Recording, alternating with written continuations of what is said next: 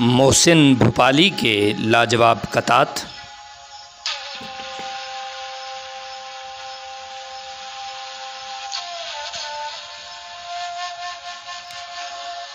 जाहिल को अगर जहल का इनाम दिया जाए, इस हादसाए वक्त को क्या नाम दिया जाए।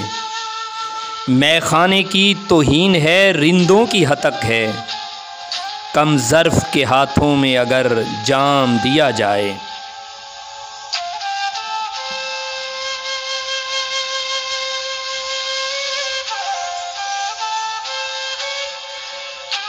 तलकीन एतमाद वो फरमा रहे हैं आज, राहे तलब में खुद जो कभी मोतबर न थे।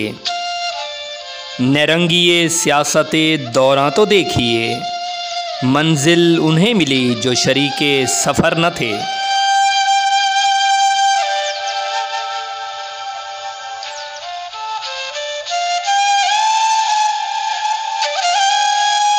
ये भी अहबाब की नवाजिश है, किस तकल्लुफ़ से काम लेते हैं। एहतरामन सलाम करता हूँ, इंतकामन जवाब देते हैं।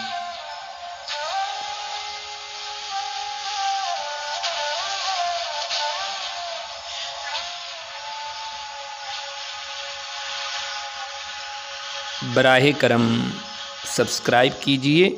शुक्रिया।